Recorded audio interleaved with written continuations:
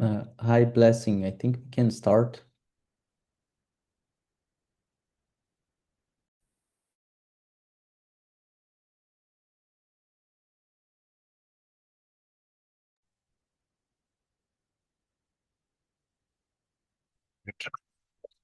Um,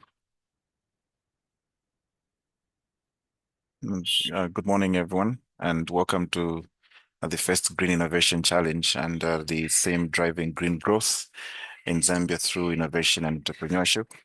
My name is Blessing Gondwe. I'm the private sector engagement consultant for the FACENDC project, and I'll be your moderator for this session. Um, I thank you for making time to join us. Today's webinar is designed to help understand what the green economy means in Zambia and also to explore the opportunities for green innovation, and lastly, to learn the full process for applying to this green innovation challenge. We've got some few housekeeping notes.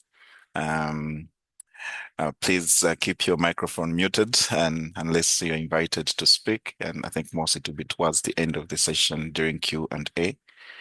Q&R, sorry. And for any questions during this presentation, you can kindly type them in the chat box and we'll take all the questions towards the end of the session. And also we're going to share the slides and the recording of this session. So I invite invite Lucas right now just to share some few questions on our understanding of green economy. Lucas, thank you.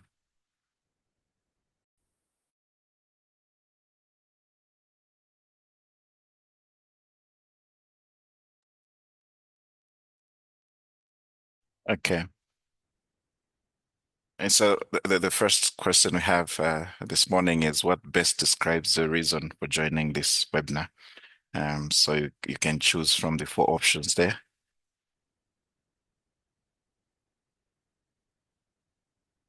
Okay. Okay.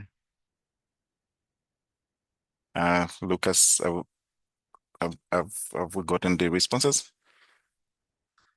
Yeah, we've got 24 responses out Okay. of 42. So I guess we can give like some extra 10 seconds for Okay. everyone to reply. Sure.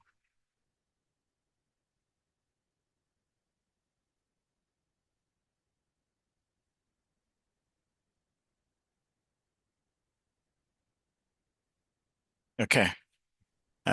So maybe you can just share with us so that we can see um, why interesting.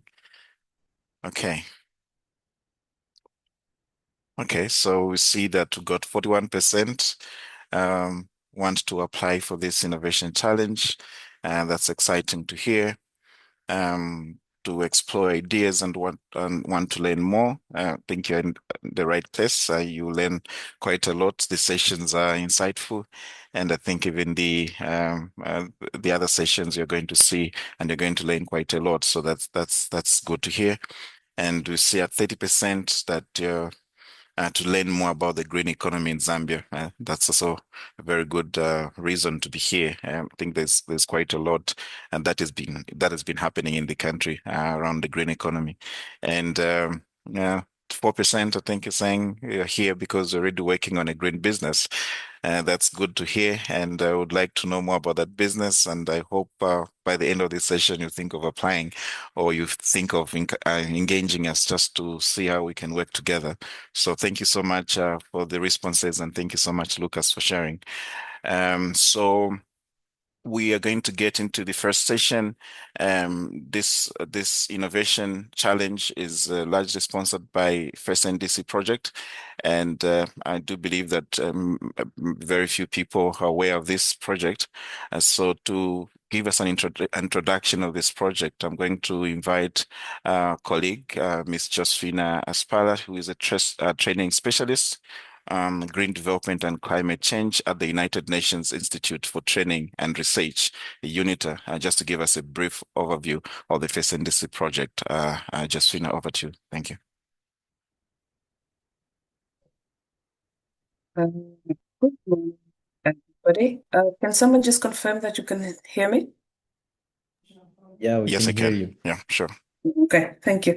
Good morning, everybody. As Blessing introduced me, so my name is Josephina Shipala.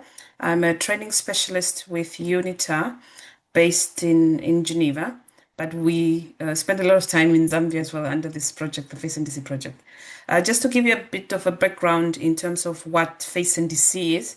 So FACENDC is an acronym that stands for, it's quite a mouthful. So it stands for Facility for Action for Climate Empowerment to Achieve the Nationally Determined Contributions. So if you look at the name and if you're familiar within the climate sector or work, you will see that there's FACE, so Action for Climate Empowerment. That's part of the Paris Agreement article focusing on raising awareness on climate change and promoting climate action. And then the NDCs are the documents that countries, or rather countries, have committed to meeting in terms of how are they going to promote climate action within their countries. So basically, FACENDC is a facility to help countries, to support countries in meeting their NDC targets, but focusing on the education and capacity development component. This project is funded through the German government International Climate Initiative. It's an 8-year project. It will run until 2030. It's been running since 3 years now.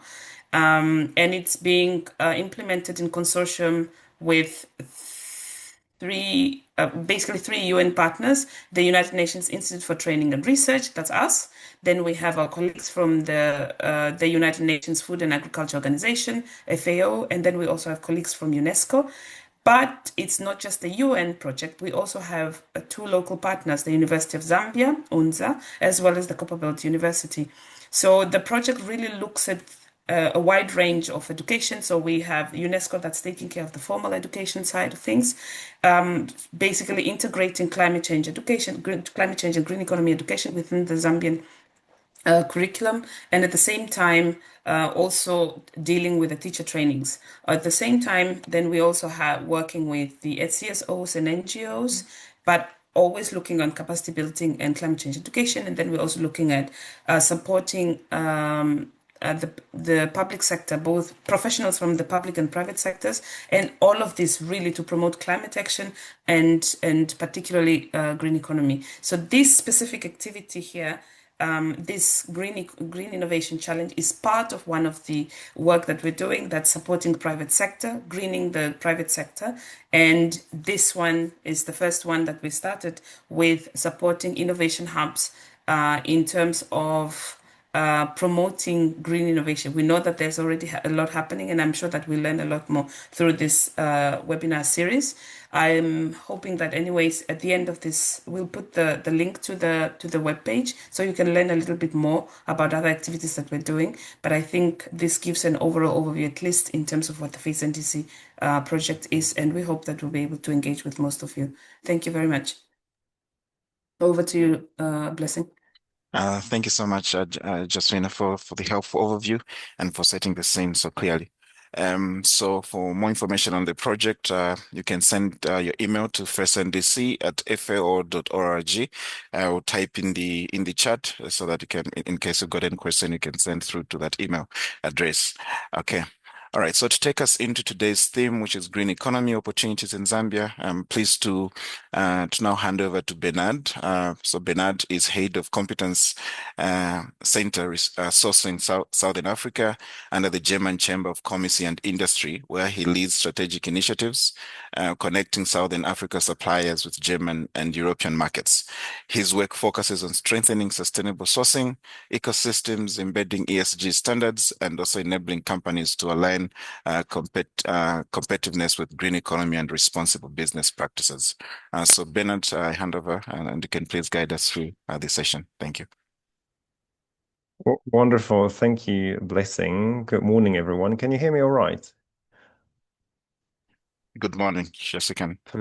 Perfect. Thank you for that lovely introduction and for the invitation indeed. Yeah, as you mentioned, I'm joining you from the Southern African German Chamber of Commerce and Industry. here at the chamber, we are based in Johannesburg, but we do work in the entire region, in the entire SADC region, and my work basically focuses on sustainable sourcing. So I do find suppliers for German companies, and I also help local enterprises to find buyers and importers in Germany, in the EU. Lucas, if you can go to the next slide, I think I might have a little overview of what the chamber, or the one after, what the chamber actually is and does. So I don't know if you're aware, but Germany has quite an extensive Chamber of Commerce network abroad. I mean, there's a heavy focus, obviously, on North America and Europe because of the size of the markets there. But we here in Southern Africa have also quite a big footprint. Cynthia, I don't know if you're here. We have a local colleague in Zambia who's representing us here as well. And then our main office is, as I said, is in Johannesburg, and we cater for both local and German companies, and to make connections between our two regions, not only in investment. I guess everybody knows that chambers of commerce do facilitate investments and help German companies to sell their products abroad. But as I said, what I'm mainly looking into is also the other way, to bring more products from the region to Germany and to the EU. Germany obviously being part of the single EU market. And I guess why I'm here today in this session, and thanks for the invitation, is because I also work a lot on supply chain sustainability. So I work with German businesses, but also local enterprises, to see what does sustainable business practices actually mean. How can they green their supply chains, make them more sustainable? And I think that is very close to what we are talking about today, namely looking at the green economy, what it's all about, and how can you as entrepreneurs and startups and businesses actually tap into that and benefit from it. So before I go into a bit of an overview of why I think everybody should look into green economy practices, I think we have also prepared one or two or three questions around the topic. Lucas, I don't know if you can launch them, so we can dive right into it. So the first is more about, what do you see as the green economy? What's your understanding of it, or how would you frame it? That's the which statement best describes the green economy. The second question is more about from your experience, what's the biggest challenge in terms of green economy practices in Zambia? Also, what do you encounter in your everyday lives and business practices? And then last but not least, and I like that a lot, it's more, where do you see the biggest opportunity? Because I think what we'll be talking a lot about today is opportunities that arise with renewed focus on green economy practices. So I just give you a minute, I guess, to answer those questions. And Lucas, I guess you can just let us know once we have sufficient answers coming in. Sure. So far we have 10 answers. I guess we can wait a bit longer until we get at least 20 or so. Absolutely.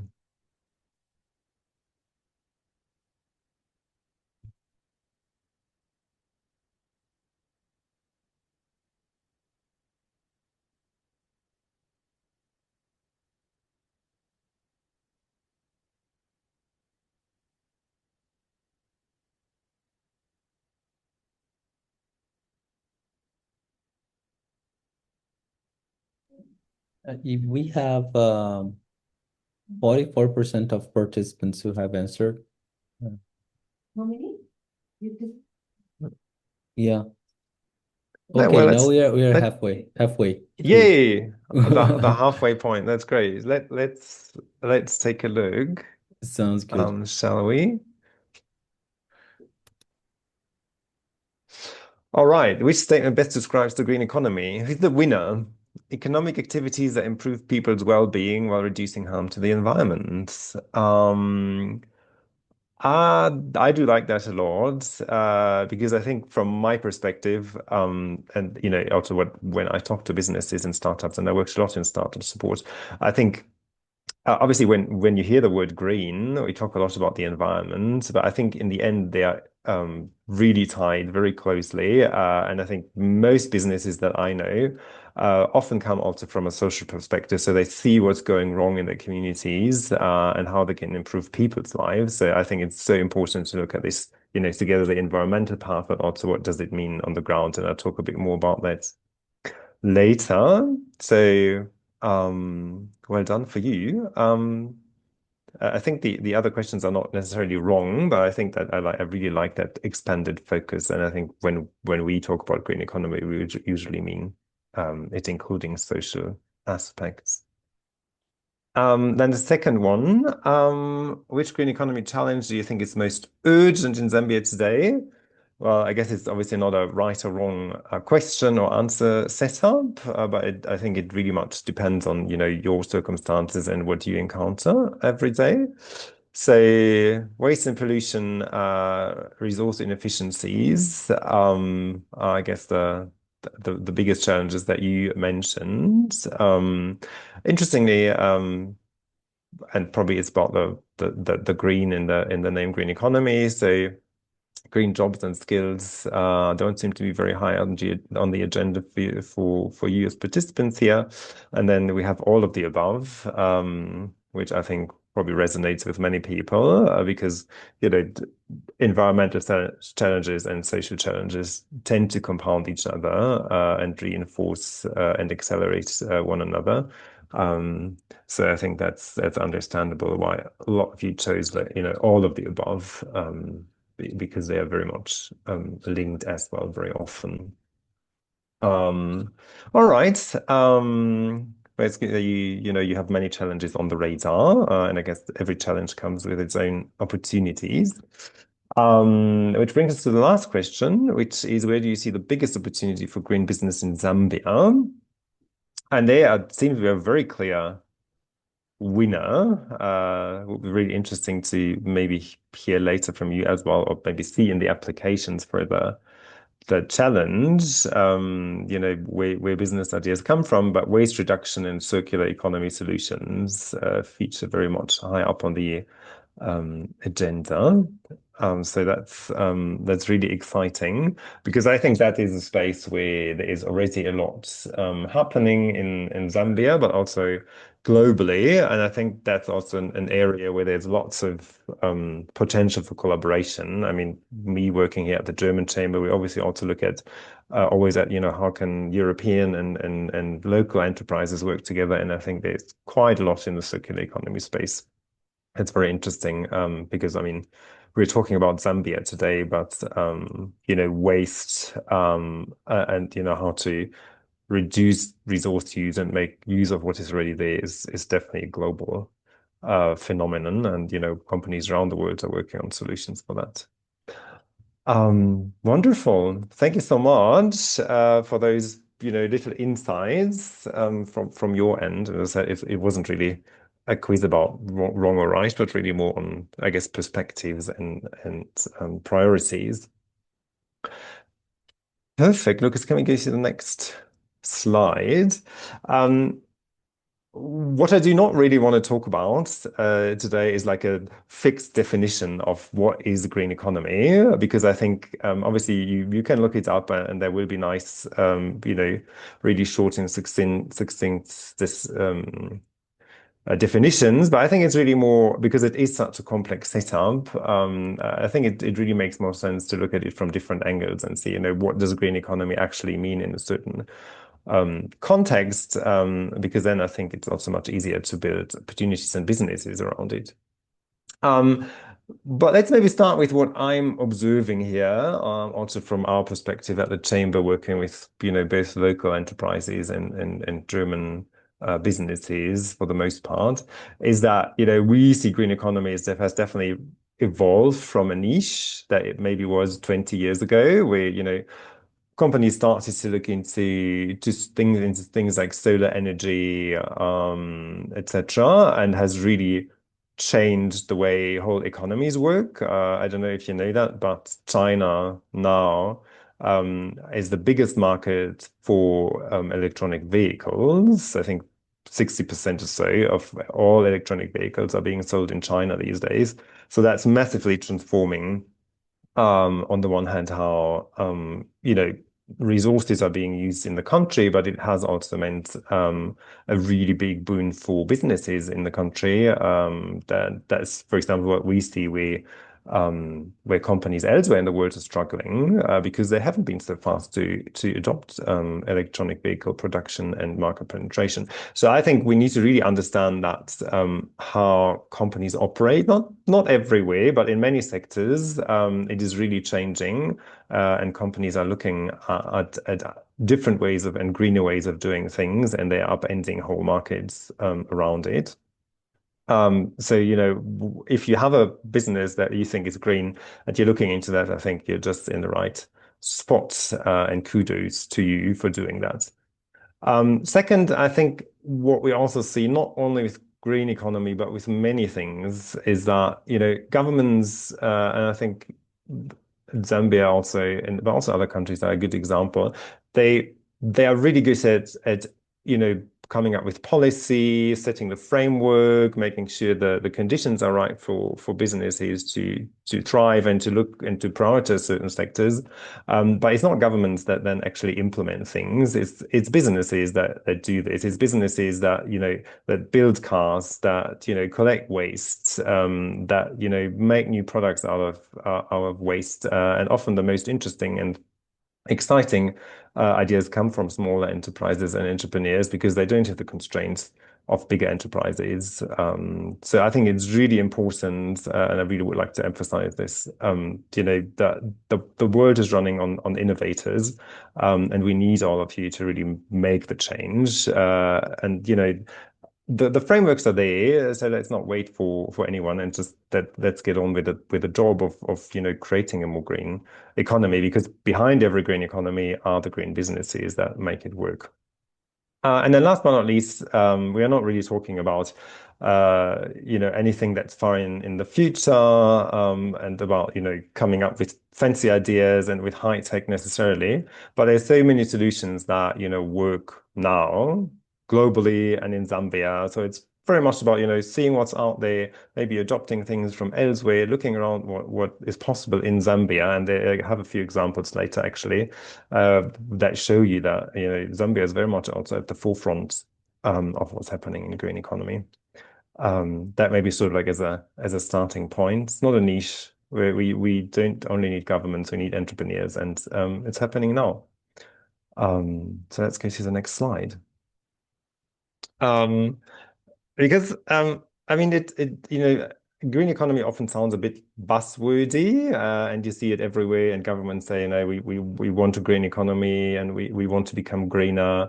The question is where is that coming from? And I think why there's a reason why we are we've been talking about it for a while, but there's a bit of a resurgence in the concept of green economy and in doing things in a greener way, because we've seen, and I think Zambia, I guess, is a case in point with recent droughts and issues around water, etc. There are global, the climate is changing. There's a big impact on communities globally that really strains communities and people's lives, and there's so many challenges. There's too much water here, there's too little water elsewhere, and we really see that, and the governments have seen that as a huge issue for countries actually functioning, and companies also, obviously at the same time. I mean, here in South Africa, the story about Eskom with power being cut, and I think you had some of the issues in Zambia. So companies and governments are really looking into how can we be much more efficient, use less water, use less electricity, use less resources, because obviously many of those resources are also finite. So how can we do that? And I think that has really accelerated this view with what climate change is doing to planets and the planet and communities. And with that, obviously, comes a heightened responsibility for governments to also create more resilience within countries, as well as a better inclusion of particularly poorer communities, because those are the ones that are most affected also by global climate shifts. Then also there's lots of money. If you ever think there's not enough money around, I think that's the wrong way to look at things. That we are awash in money. It's probably not where it should be, but the money is definitely there. You know, and investors, buyers of products and services, and also governments are really moving fast, and there's ever more money flowing into the green economy. Zambia, I think, is now in Southern Africa at least the third largest recipient of startup funding, and many of that, or most of that, is actually going into renewable energy projects, but also in you know sustainable agriculture, etc. So it's not only you know the world changing, but also in Zambia things happening where you know people put their money we're at the edge of green economy trends, such as you know sustainable agriculture, local beneficiation, but also circular economy, and then obviously most important of all, renewable energy. Which has grown exponentially in Zambia over the past years. Yeah, so Zambia is already transitioning, so that's, I guess, why a good reason why you don't have to look abroad, but you can just look into what's happening in Zambia and you know build on that also growing network of support structures. And then last but not least, I guess. Especially smaller companies that you know I talk to a lot. They're like, okay, well, we want to do things in a greener way and in a more sustainable way, but doesn't it all cost money? We don't have that money. So I think there's especially from like a resource efficiency perspective, there's a very easy hook that you know can convince both larger enterprises but also smaller enterprises to look into green economy. But because when you look at resource efficiency and you know reducing inputs, you know using less electricity, less water, creating less waste, it obviously means also you lower the cost. So it's a very easy calculation that you can make in many instances, and that's I guess very often also a starting point for green business models. Let's hop to the next one. So what is green economy? I told you, I don't bring a definition, but it's really more about, looking at the concept from different angles. So I think the one that I mentioned already, and which I think is a really good starting point always, is the efficient use of inputs, and very often it's depending on the industry, it's energy and water.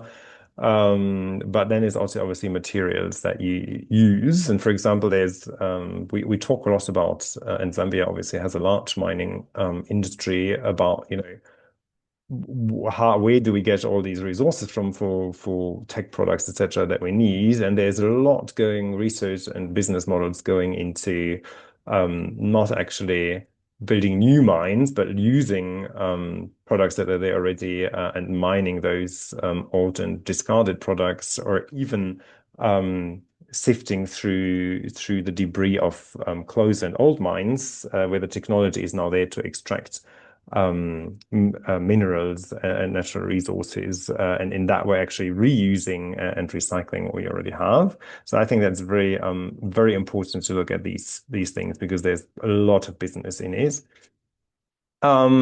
The second one is, and I think that really alludes to the connection between sort of like reducing pollution very often, which I think is a major issue in all big cities. I mean, certainly in Johannesburg, and I've maybe not to that large an extent in Lusaka, but I've been there, and I'm sure you can do something around pollution, but that's a major issue in many countries.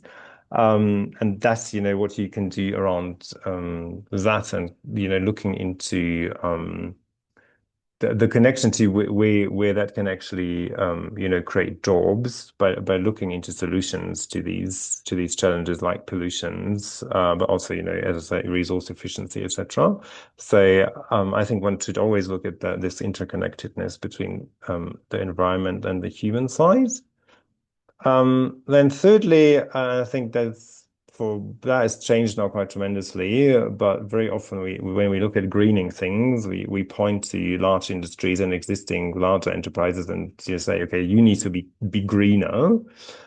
Which is definitely obviously true. I mean, there's a lot of shenanigans going on. But even more so, I think it is a great opportunity for SMEs and for startups, because there you can just, start on a right footing and not, you don't come with the legacy systems that, are really hard to change and wasteful, but you can just, set your business up in a green and sustainable way right from the start. So I think and obviously you're much more agile as a small enterprise. So I think that's a big and important advantage that small enterprises have over larger incumbents. And then it's also, it's across sectors. It's not like just, there's a particular green sector where businesses come up, but green business models appear everywhere, from tourism to agriculture. In transport, we talked about electronic vehicles, in healthcare, in waste management. So you can look at any sector and look at the challenges there and build green business models around it that turn these challenges into opportunities. So it's really not about a particular sector. Yeah, and then as I said, it's really also about, or a lot is about, not only looking at it from a sectoral perspective, but also from a business model perspective. For example, there's a really cool business in Zambia. It's originally from Kenya. I think it's called Apollo Agriculture. And they built their business model around providing inputs to farmers and giving them trainings to do agriculture much more efficiently. And that way they found a completely new way how to enable people to farm, but also doing that farming in a more resilient and sustainable way. And I think this is also what we sort of like I guess the biggest bang for your buck is when you look at these new business models in existing sectors, not just creating new sectors or new business models. All right. That was a bit more about what the green economy is, and I think, where you can look. Lucas, can you advance the slides? And maybe just to add on that, because when I talk about green economy, I always want to emphasize that sort of like shift that is happening, because what we used to do, and I mean, established economies like, in the US and in Europe, etc., and we're really struggling, is that we used to just take from the earth, then use it and then discard it. And that's in many industries still what is happening. I mean, we might, use the waste and burn it to create energy, but there's still so much going to landfill. And now I think we're sort of like already in many industries in sort of like the second iteration, which is more the sort of the green business models that we are talking about, is really, starting from the design process, not only halfway through the business, but from the onset. How do I design my business around sustainability? How can I make use of recycled, recovered inputs, and in the process also reduce what I need as business inputs for my enterprise, and then also even obviously what happens afterwards when my product has been used. What do people do with it? And I think especially in Zambia, where also recycling systems and waste systems are not as entrenched, there's a lot of opportunity around sort of like thinking in a loop like that.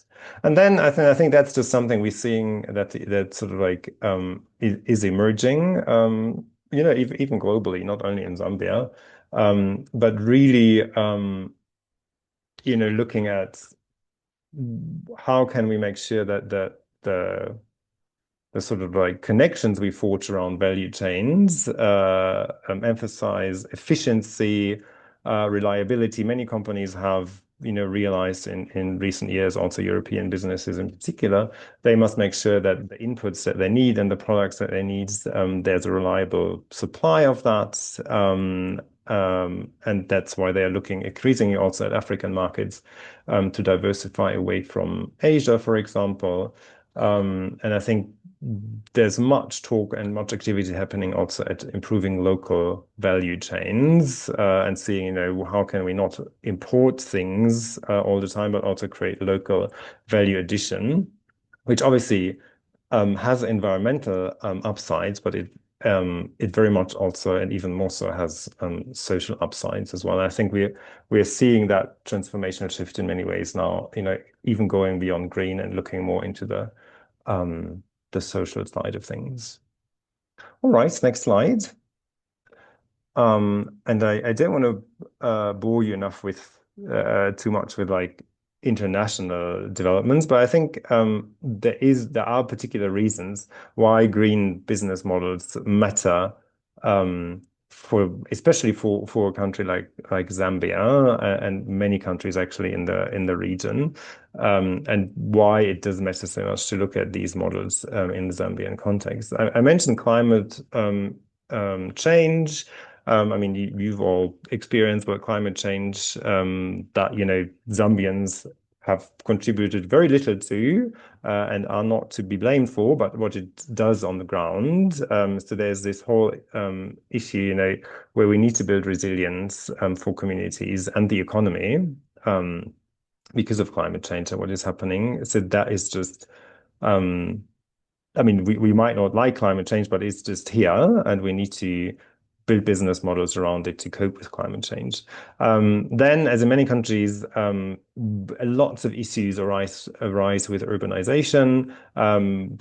People are moving to the cities, away from the countrysides. For example, in Zambia, where a lot of people do cook with charcoal. That probably hasn't been so much of an issue as long as people were dispersed around the country and, you know, populations were also smaller. But as soon as you have lots of people congregating in certain places and urbanization is growing, but you know, old patterns or established patterns of doing things prevail, that creates lots of issues like pollution, resource inefficiencies, infrastructure strains. So I think that's a very interesting way to also look at it from a geographical perspective. To, you know, do you create solutions for an urban population or more for a rural population? Then very importantly, unemployment. I would say it's probably after climate change is our biggest issue globally because there's just so many young people that are looking for jobs and the jobs are simply not there.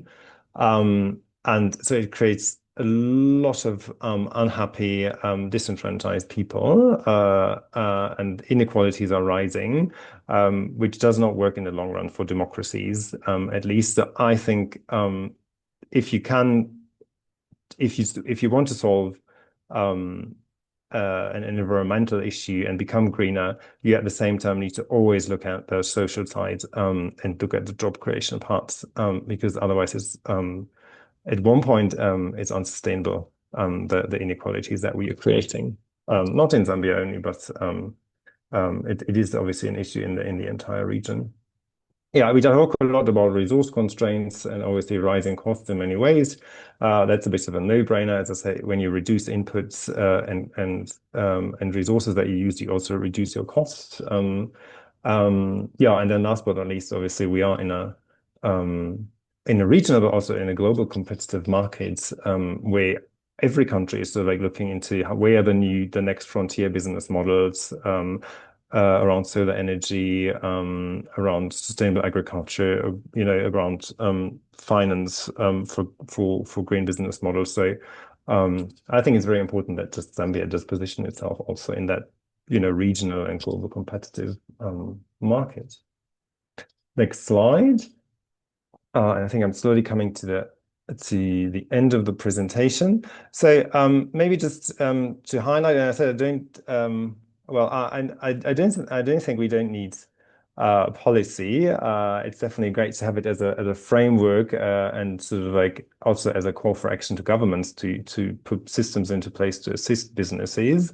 But this is really supposed to be more on the business side. But there is in Zambia a great pieces of legislation. There's a green growth strategy, and if you haven't taken a look at it, please do so, because it does emphasize exactly what I was talking about. We need to be resilient and build a climate compatible growth model for Zambia. We need to look at resource efficiency. See how we use our natural capital and how we can actually preserve our natural capital for future generations. Because, if water isn't just there anymore in sufficient quantities, it does have a really severe negative impact. And then also, and I think I keep coming back to that, the inclusivity of business models and how we create jobs for people. And so do take a look at it, because there's lots of suggestions also, and I think pointers where business models can be from the green growth strategy perspective. And then the second thing I just wanted to highlight is I don't know if anyone has ever heard about the nationally determined contributions, but it's basically a framework where governments outline how they want to combat climate change and the actions that they actually want to implement to reduce carbon emissions, but also to adjust to what is happening. So take a look at that as well, because I think it also gives you a lot of information around government priorities, which then obviously makes it also, when you align with those, much easier to also get support, maybe from government funding, from other government agencies, etc. And priorities that both these pieces of legislation highlight are efficiency, circular economy, on sort of like more the green side, and then creating jobs, but also creating enterprises and helping SMEs to thrive, because the government knows that it needs SMEs in particular to pull this off and to build the solutions. So take a look at the policy context and then use that as an input for your enterprise.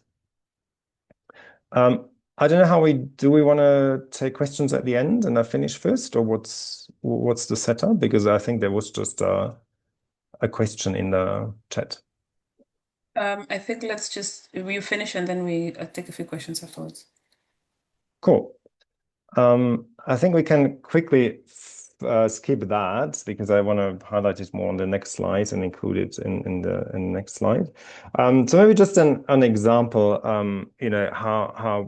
how we can look at green business models, and I just picked the waste part because I think it's a very pertinent issue in Zambia.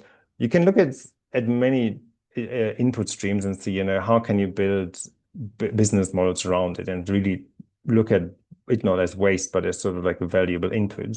So obviously one very thing that's close to home, organic waste, you can turn into compost. I mean, that's very easy, but you can also use it as input to create animal feeds. You can create biogas. There's really exciting business models around creating protein, like having larvae feed on organic material. So there's a whole new industry emerging there. When you look at plastics, there is also, I think, great opportunities to look into things like how can you reuse plastics and use recycled inputs, but also how can you use alternatives to plastics and look at entirely new materials that work like plastic, but that isn't actually plastic. And especially in Zambia, that could be particularly exciting because many of those are produced essentially from the wood industry and materials that are waste in the wood industry at the moment. And obviously you have a big forest and timber industry. And then last but not least, also looking at industrial byproducts.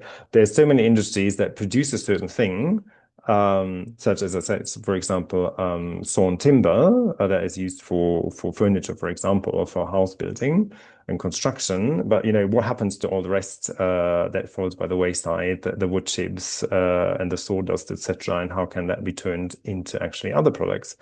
So a great starting point, I think, is about thinking about these waste streams. Next slide.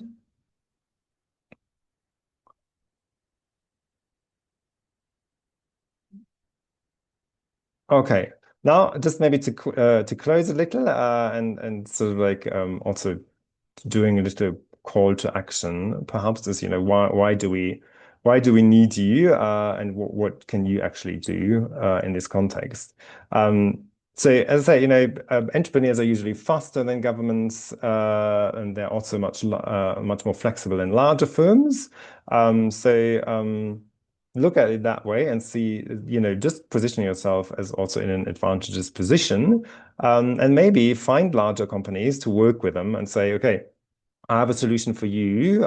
Maybe you can fund me. We can collaborate in other ways. I can maybe use your distribution channels or retail channels. So really look at, define your advantages and then see what other partners are. Then very often, and that's actually very interesting also in those partnerships, is because SMEs and entrepreneurs are very much closer to customer issues and the things that customers actually face every day and what they need. So you have your ears on the ground, so to speak.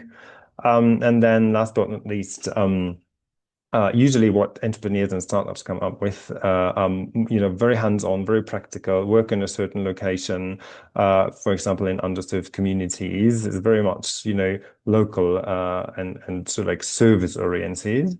And that is actually something that other partners, such as larger companies or governments or even development funders, are actually looking for, because it's something that they don't have themselves. Next slides. And then, as I said, it's really about doing things in a more innovative way. And sometimes I'm not saying you need to be a copycat, but just see what's in the market and what isn't working, and then turn it around to make it work.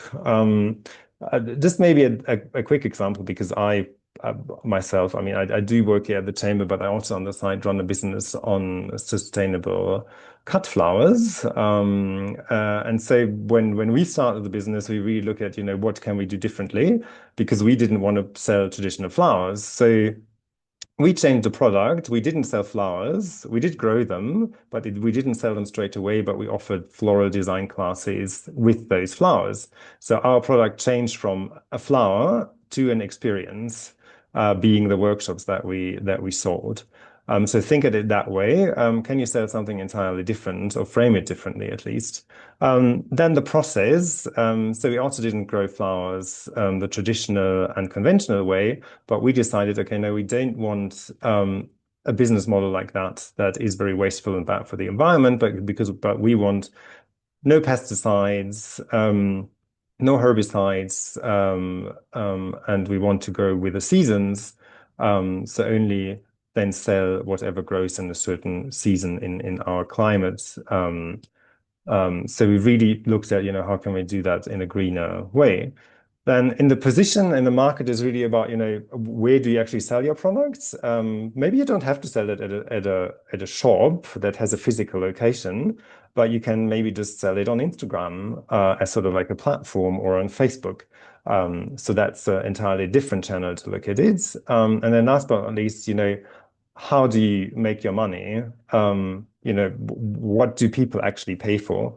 And I said in our case, there was really much about, we actually stopped selling a product, but then people pay more for our time and the experience they got out of it, and that meant they would actually pay more money than they would have paid for the product, for the flowers that we would have sold originally. So think of innovation and in the green space a lot around these four categories, and I think then that gives you a good pointer also for the challenge, and some ideas that they can use for your application to make it even more enticing for the selection panel. Okay, next slides, and I think I will close with that, because there's just some examples from Zambia, from some really cool companies that I've encountered in my work in Zambia over the years. The first one is a company called 260 Brands. They produce lots of products, but they have recently ventured into the soy milk market. it seems a bit counterintuitive because you might think, whoever drinks soy milk in Zambia, but apparently people do. And not only that, they also, because they built their business model around sustainability, and they make sure there's no deforestation going on in their value chains, etc. They are eyeing the international market now, and are looking to export to countries in the EU, for example.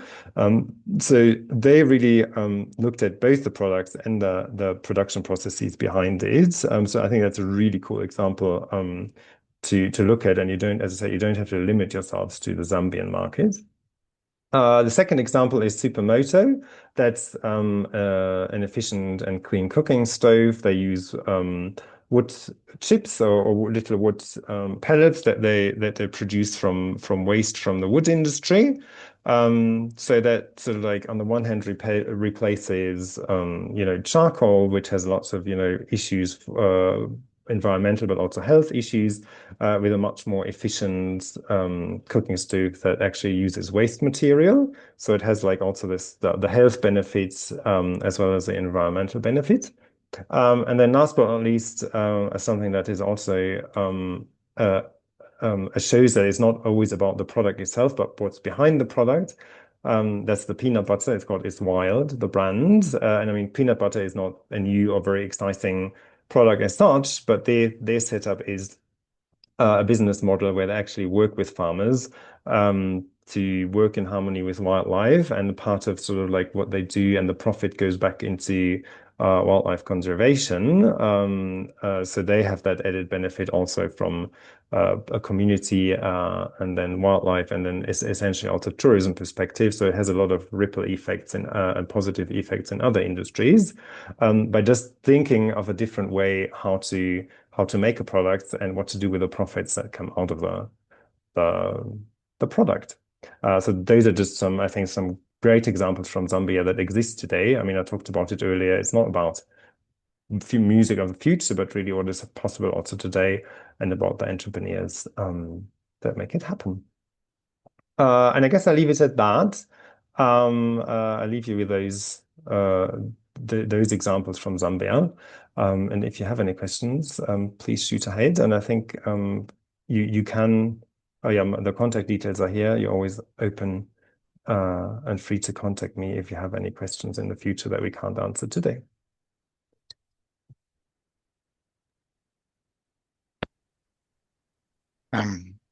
Thank you so much, Bernhard, for that. I think I've seen there's quite some good, interesting questions in the chat. So maybe before we proceed, maybe we can just take or maybe one or two questions. I think the first one came from Francis. Francis from Lundazi, you are requesting. Okay, you've indicated that you needed some kind of assistance in technical and financial work that you're doing around sustainable agriculture and the TVET. So maybe I just allow our colleague Josephina to respond to that quickly, and then we're going to get to the other two questions I think that we can respond to just now. Joe, maybe Josephina can just respond to that quickly.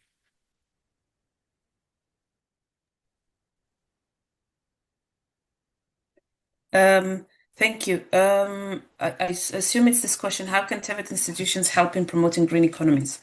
That's a very good question. So a green economy requires a skilled workforce, and TVETs play a key role in that. I'm sure that you know that better than some of us.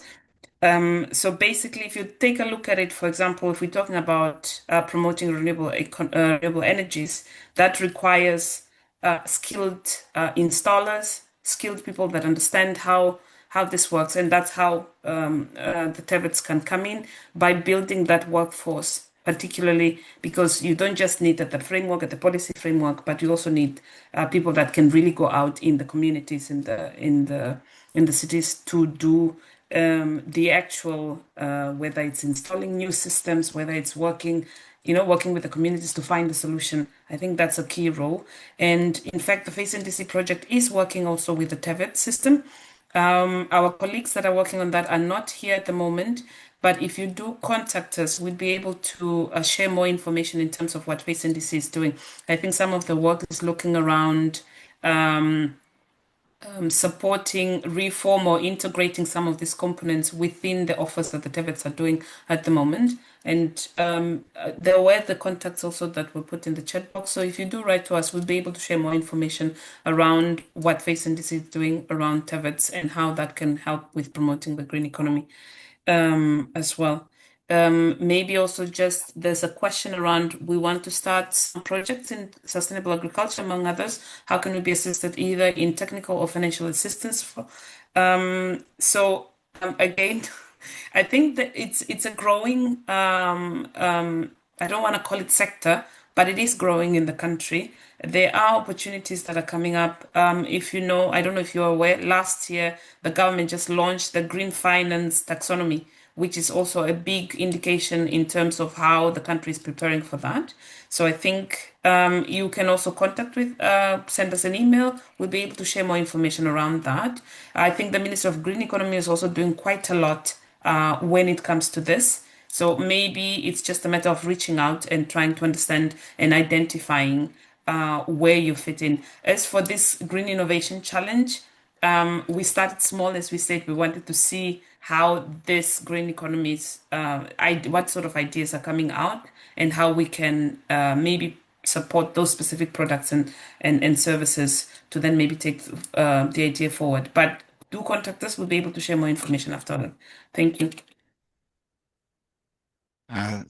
Thank you so much, Jasmina, for that. I think the last question for this session, I think we'll go to partly Bernhard. So someone has written in the question session is saying they want to understand. They do understand that the circular economy is one of the major catalysts for green economy, especially in Zambia. So they would like to know how circular economy can be integrated in the business models that have been tailored for green economy. And then secondly, how well can this be designed on the NDC frameworks to benefit an ordinary Zambian small-scale farmer, consumer, SME entrepreneur, both directly and indirectly. So maybe Bernhard, you can respond to this quickly, and then I can contribute to the last part of the question, which is about apart from the funding of this competition, what other platforms? So maybe we can share some few things that we are doing as a private sector with regard to such works. Thank you, Bernhard. Okay, cool. I try to be brief because there's so much in that question. But I think essentially and I totally agree that, circular business models are very much a great way of looking at your entire company. And I would always advise to look at it as in sort of like a value chain perspective. So really see, what are the things that you are buying and who are you buying them from? Can you change suppliers? Can you use more sustainable suppliers? Can you work with your suppliers around, what are you getting in? And so I think that's the first point of contact. Then is, what is happening in your business? Where can you actually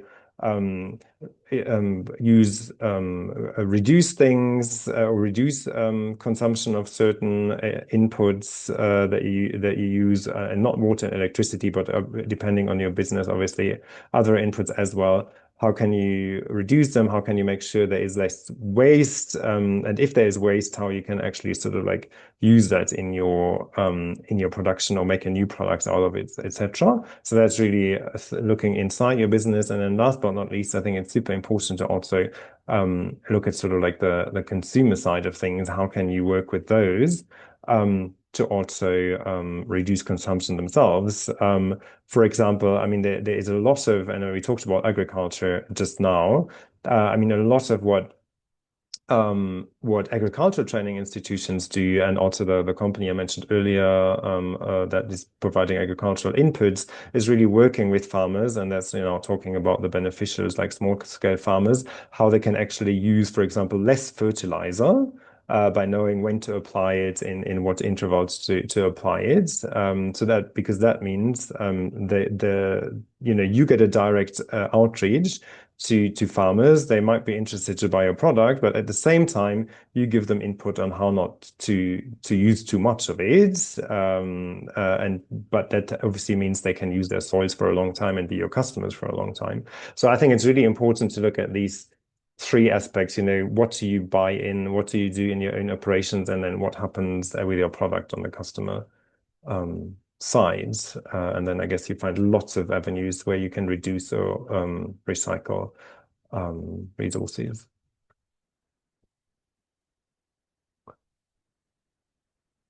All right. Thank you so much, Bernhard, for that. I think maybe I can respond to the last part of what are the platforms. So as the project under private sector work package, we've got these quarterly events that we're starting most likely next month. We have this quarterly private public-private partnership breakfast engagements. So these are platforms that we are creating where you can share ideas, and we target one topic that we've captured from the studies that we've conducted previously, behavior science, market opportunities, and so forth. So we concentrate on one topic, we share the findings, the opportunities that are there, and then we allow the public and the private sector to interact and see what opportunities are there. So we've done two events so far. We had two interesting ones in December where we engaged some angel investors. I think we had 32 angel investors where we had to walk them through and climate finance opportunities and so forth, and also on circular economy. So we had that in December, and we have these on a regular basis. So probably if you're interested to be part of this, you can just probably just send an email, your contacts, and then we can add you to the database. And then when we have these events, we can easily reach out to you. And there are quite a lot of other things that you're doing, that other work packages are doing, that will be of help as you want to grow a business or just make a decision on how to go about your work. So I think we can end here for this Q&A, but please continue to type those questions in the chat, and we'll be able to respond to that. So for now, I'm going to allow, I know one of the things that were captured during the introduction and the first poll was interest in applying.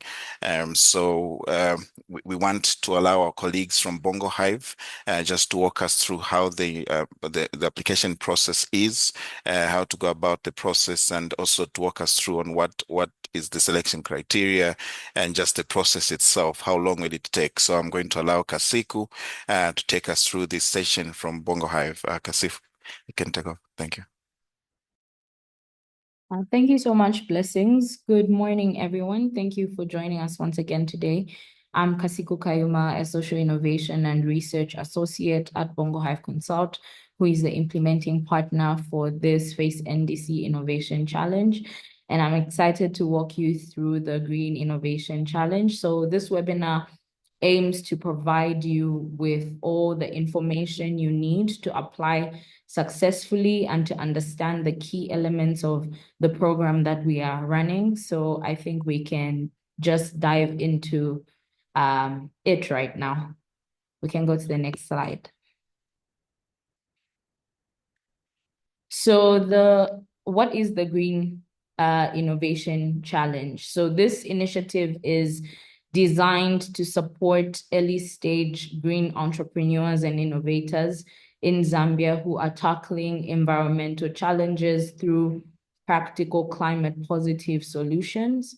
So the challenge focuses on solutions that are aligned with Zambia's green economy goals and national development priorities.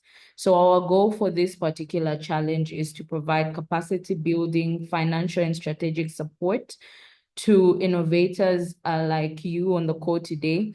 And we'll be offering $2,200 in grant funding to the selected 3 innovations at the end of the challenge to help you basically test and demonstrate your green innovations. So by participating, you're not only contributing to positive environmental change, but you're also taking a significant step into scaling the innovation and idea that you have. So maybe the question is, why should you participate in this particular challenge? There are several reasons, but I'll just highlight a few. Firstly, you will have access to mentorship, resources, and networking opportunities that can help you take your idea to the next level. Secondly, this challenge aligns with the green growth and NDC priorities, meaning your solution has the potential to contribute to Zambia's climate action and economic development.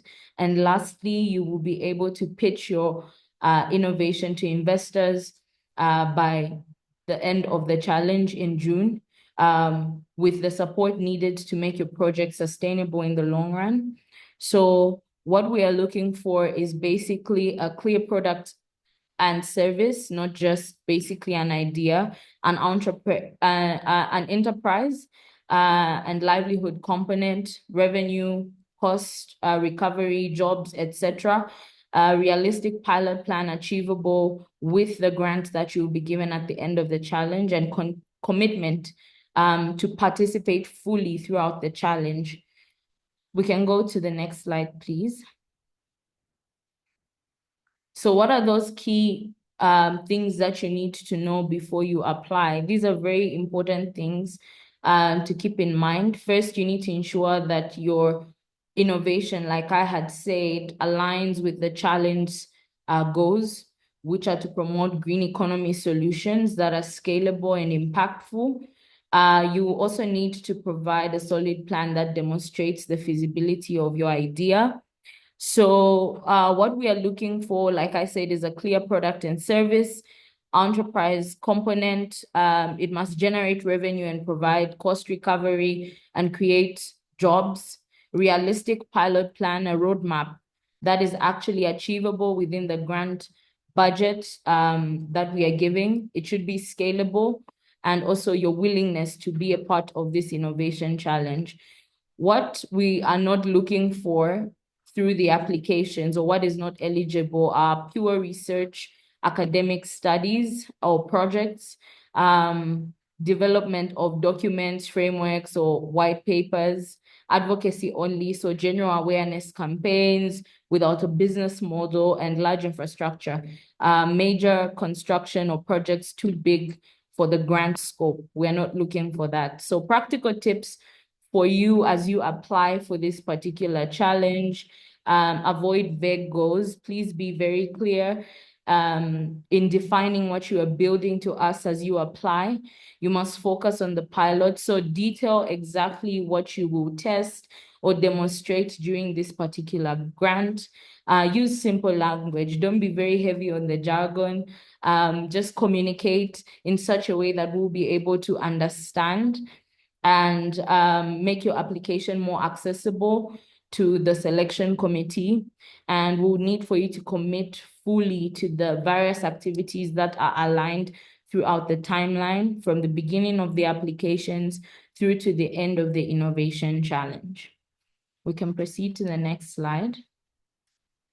So let me talk a little about the evaluation criteria for this particular innovation challenge. So once you submit your application, it will be evaluated based on the following criteria.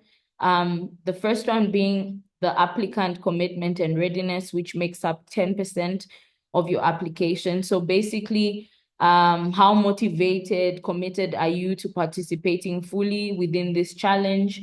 The second one being relevance to the green economy and climate action, which makes up 25% of your application. How clearly your innovation addresses a green or climate-related challenge. Thirdly, enterprise model and economic viability, which makes up 20%.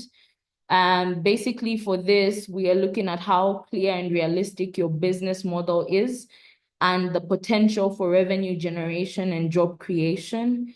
The fourth thing that we are going to evaluate your application on is the feasibility and pilot readiness, which makes up 15%. The clarity of your proposed activities, the appropriate use of the grant, and the team's capacity to basically execute the plan that you have set in place. The fourth thing is environmental and social sustainability, which makes up 10% of your application, the expected environmental and social benefits of your innovation.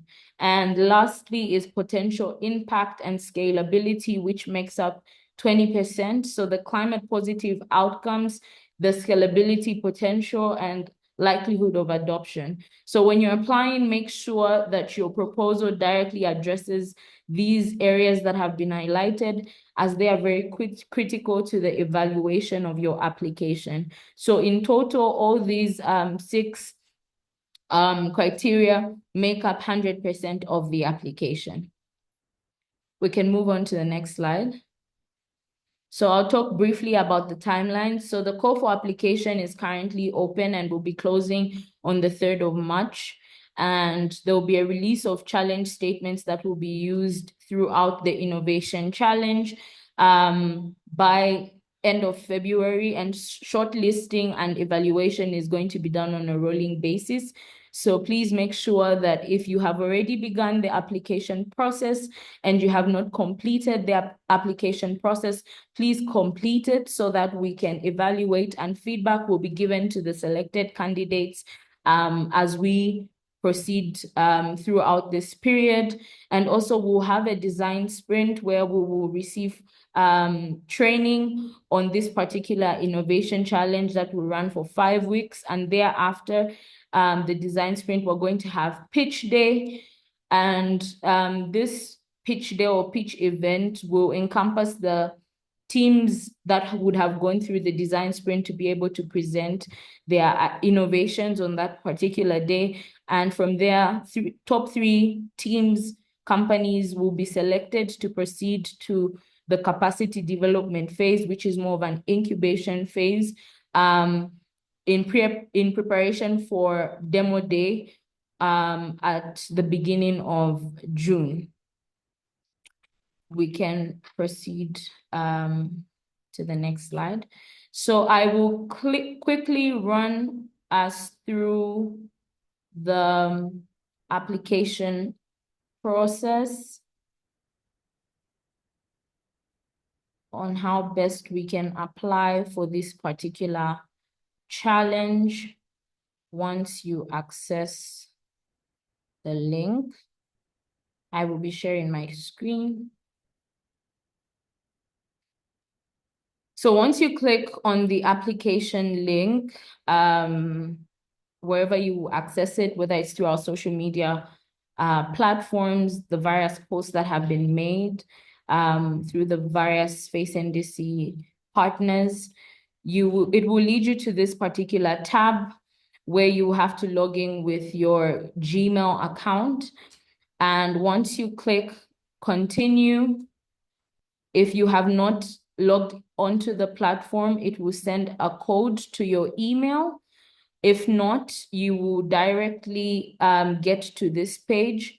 And if you can see on your far left, you have before you apply, which is information that is crucial for you to know before you go through the application process, what we are looking for, what is not eligible, the practical tips, the evaluation criteria as well. And for those of you that have companies and will be applying as a company or as an institution, you simply get to this toggle, which is let's get started, and click create new. Once this pops up, you register or you enter your company name and website. If you don't have a website, you can simply click I don't have a website and create. Click create. Then you will get access to the application form. If you are applying as an individual, you can simply click it's just me, and you get to this particular tab where you have to fill in some very important information about yourself. Please do note that you are at liberty not to upload your CV. And then thereafter, you will be able to access the application information and questions that you will answer. And once you are done, with the application questions. It should take you about 45 to 60 minutes to answer the questions. You can click here below where it says click below to finalize, connect with Gondwe, Kasiku, and Josephina.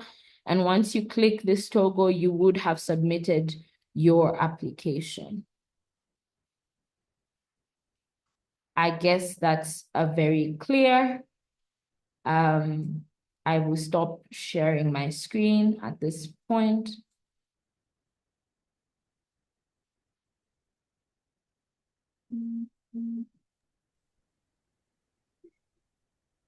I think that we come to the end of my presentation. To access the application form, just click on the QR code on the screen, or you can simply copy this link to the innovation challenge. Thank you. Over to you, Blessing.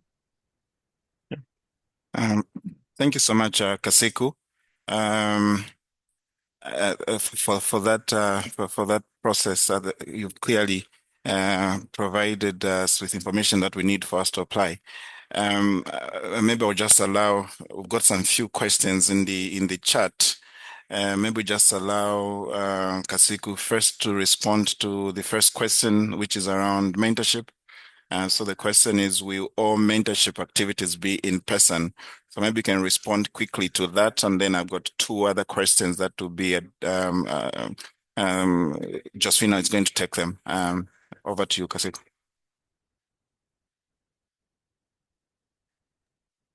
Thank you so much, Blessing. So the mentorship will be hybrid. So some sessions will require in-person and some will be done online. Okay. Thank you so much.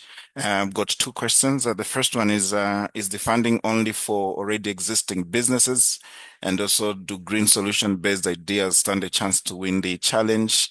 And the last one is there a priority for funding for green businesses? I think they're quite similar, but I'd maybe Joe to respond to this quickly. Thank you. Sorry, which question? All right.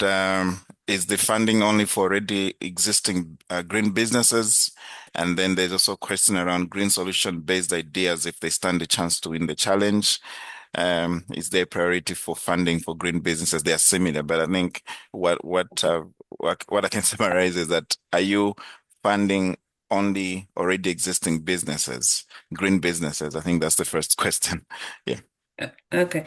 Thank you so much for that question. So the title of this innovation challenge is the Green Innovation Challenge. So that makes the keyword being the green part. So the idea is not just for an innovation challenge for any business, for any innovation, but it's really to tackle, because as I mentioned earlier, it's to test whether, sort of to showcase that you can make business, you can make money out of doing good business. So when Kasiku shared the selection criteria, the highest area was, what is the green part? How green is it? Is it related to circular economy and so forth? So the green part is very key. So if it's not a green business, it doesn't promote climate action, it doesn't do anything for the green economy, then in this case it would not qualify. So in that case, you may have to explore other opportunities. But this one is specific for green businesses and green ideas. And the funding. So we mentioned also at the beginning that at the end of this innovation challenge in June, there will be a pitching event, and we're hoping that we'll be able to pitch this to some of the partners that we're already working with, for example, like the Angel Business Network, where hopefully some of these ideas will lead to investors. For us, the funding that we have is one that was mentioned here, around 2,000. It's supposed to help develop the idea a bit further as well. And as Kasiku just shared what the process would look like, there's the design sprint, which will be looking at around, I think 12 teams or 12 people. They'll go through this intense process of 5 weeks through the design sprint, and then they will go through a capacity development of those top 3 that will get this funding, and they'll go through a certain period as well. But maybe Kasi could share a little bit of detail on what the design sprint would look like and the capacity building, and how the green also comes in this whole innovation process as well. Thank you. Right. Thank you so much for that. I think the other questions were very similar. Like I think you've responded to that, Joe, on the revenue. Where the company doesn't have revenue, what are they going to indicate? I think that you have answered. So maybe, Lucas, we can allow some few questions if people can put up their hand and if they've got a question, and then we can address that. And I can also maybe indicate who that question is for, so that can help us. Thank you.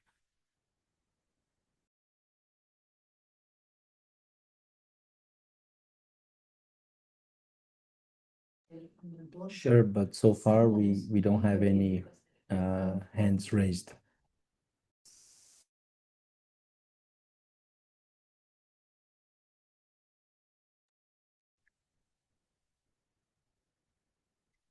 Right. Still no hands? Okay. Okay. So what we also do is we're going to compile all the questions, and we're going to provide the comprehensive responses to those questions. And when sharing our slideshows there for green economy, as well as the one from Bongo Hive, we're going to also share those questions with the responses in the same email. I just hope that the email addresses that you use, you have easy access. So we'll do that. There's one person who's Sure. Lucas, can you allow the person to speak? Maybe call them out.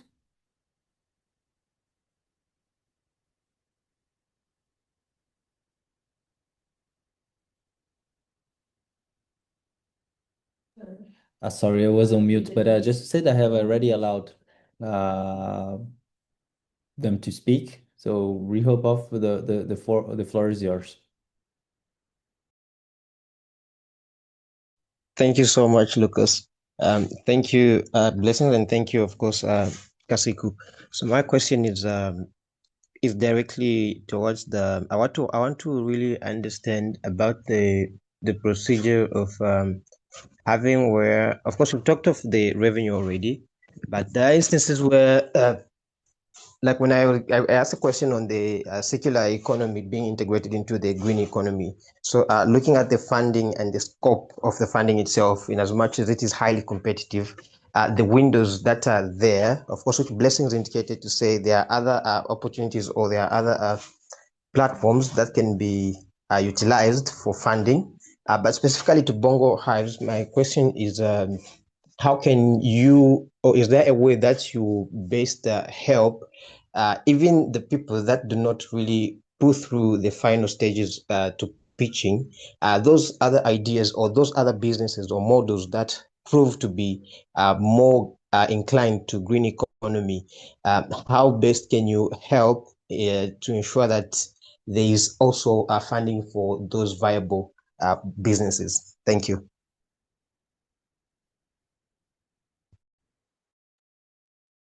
Thank you for that question. I believe, just to get some clarification, I believe the question is in line with the 12 selected teams that will run through the innovation challenge still before the top 3 are selected. Could you just clarify that?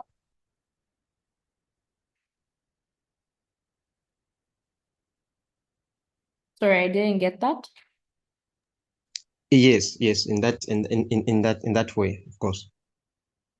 Okay, so through the during the design sprint, we will offer those particular teams capacity building, as well as opportunity to our network and our partners, such as ZBAN, that they could later reach out to for other funding opportunities.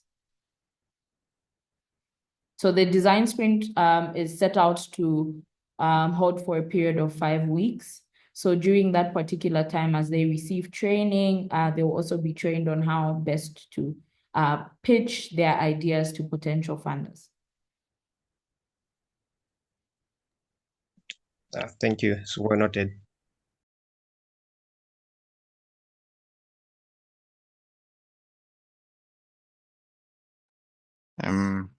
I'm seeing, I think we have some new questions in the chat.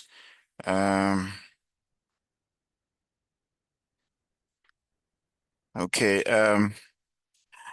I don't know. I'll be the one to take this. So, Kaseko, okay. Are any of the program activities requiring actual attendance in Lusaka?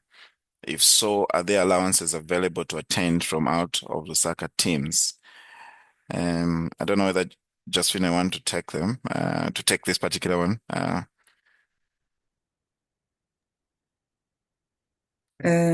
Thanks. Thanks, Blessing. This was actually a very interesting question. Indeed, the activities like the design sprint and the capacity development activities are designed to be in person, although there may be some activities that can be, if, for example, we're tapping into the expertise of those that are not based in Zambia, there may be some sessions, extra support or mentoring that will be done virtually. But for those activities like the design sprint, I think they are required to be there in person, but Kasiku can confirm. Unfortunately, there will not be support at this point to give allowances for those that are outside Lusaka to attend. It was not budgeted for, so we'll have to find a way to go to Lusaka at this point. Kasiku, can you confirm? Thank you. Yes, Josephina, just as you have stated, for some of the sessions that we require for us to be in person, everybody that is selected will have to be commit to being here in person. And we do not have budget to give allowances for that, so yes.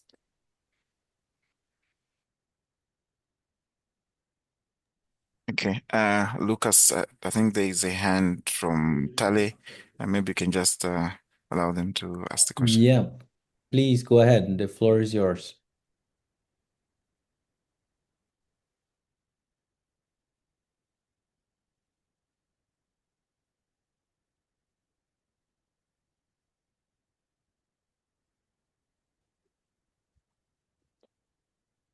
Hello, are you able to get me? It's hard to understand you. Can you please speak a bit far away from the microphone? Try speaking a bit far away. It seems too close. Okay, good morning. I hope everyone is okay. Way better, thank you. Yeah, so myself, I'm a recent graduate. Yeah, I'm waiting graduation actually. And we have a team. We're working on some projects under the Mukoba Uniport, that's at CBU. So I just wanted to be sure on the part of the people who are supposed to participate in this program, if it's only those registered businesses which have been running for some time, or even us who are just starting and we're even about to define what it is going to be, if we're also eligible to contest and also apply for such. Yeah, that was my question. Thank you.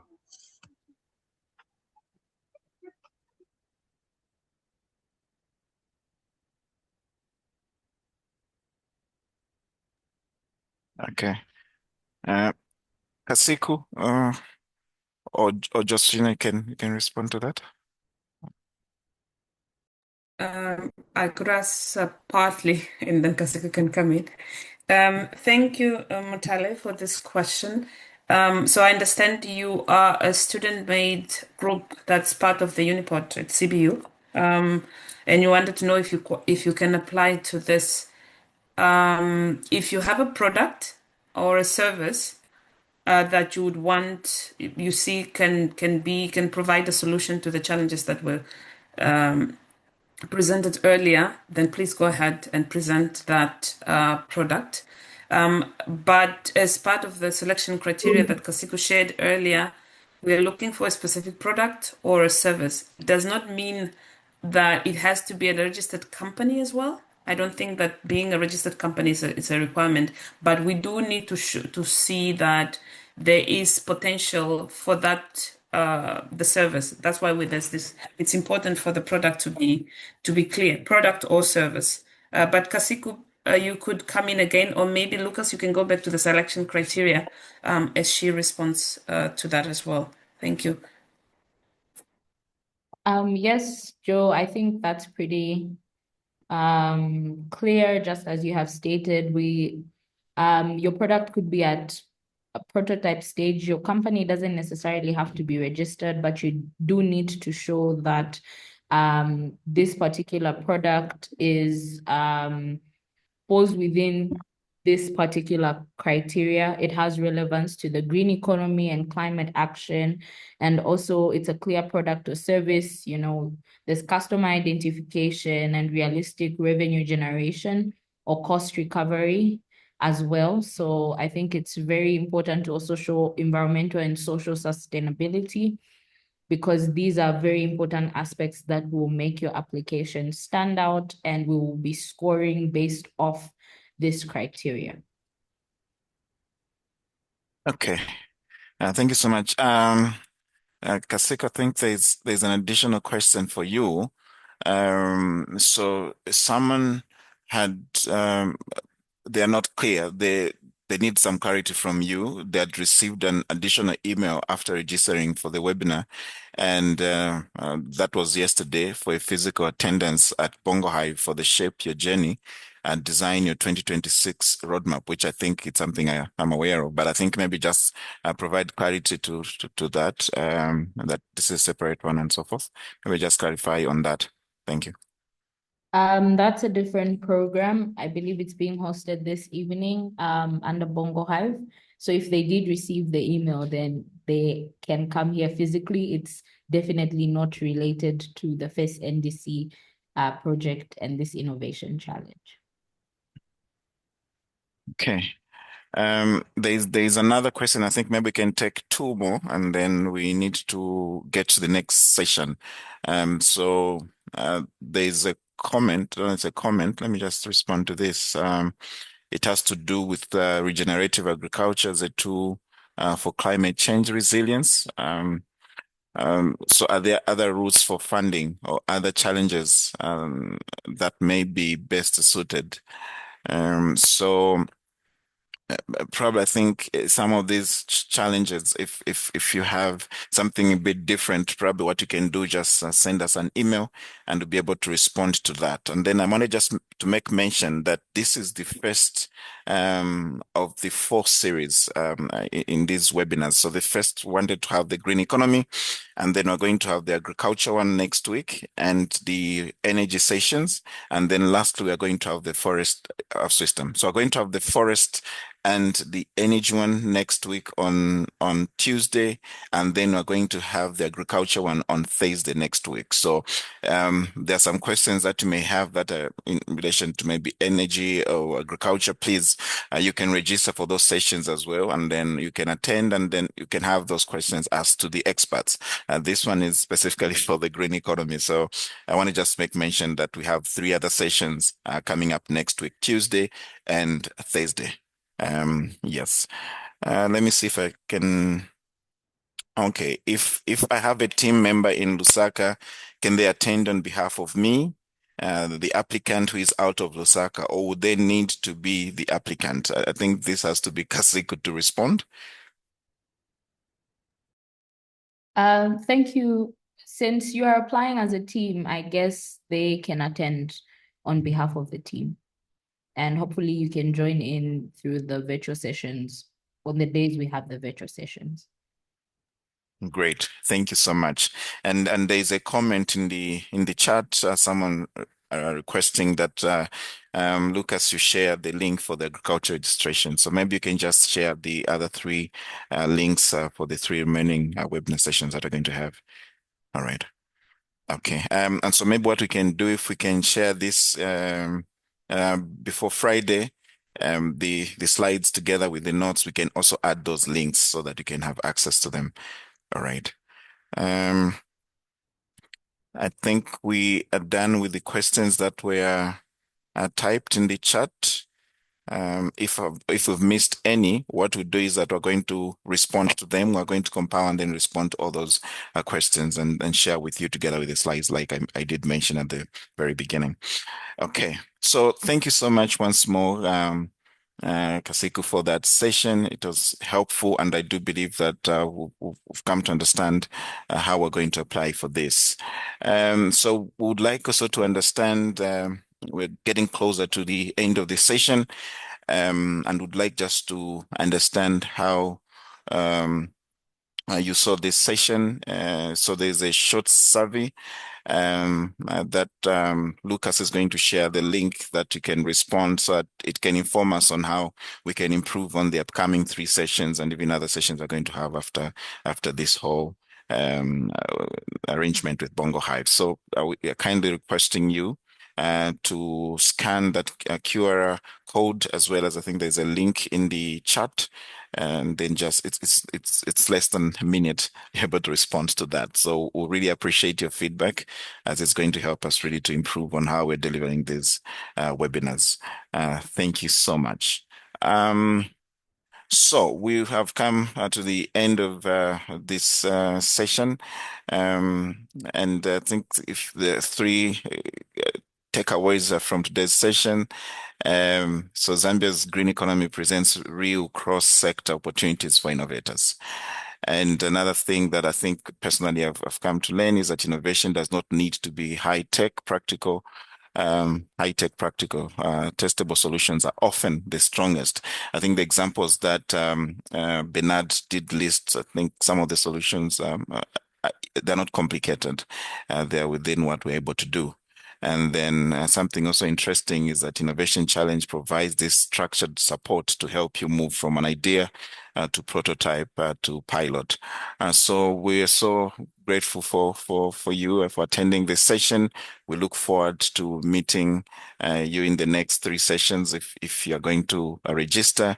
But mostly would like to see that application, and also would like to receive that email from you so that we can have further conversation and also share the opportunities that the project has for this sector. So thank you so much and have a wonderful day. Thank you. Thank you very much. Thank you. Thank you. Thanks, everyone.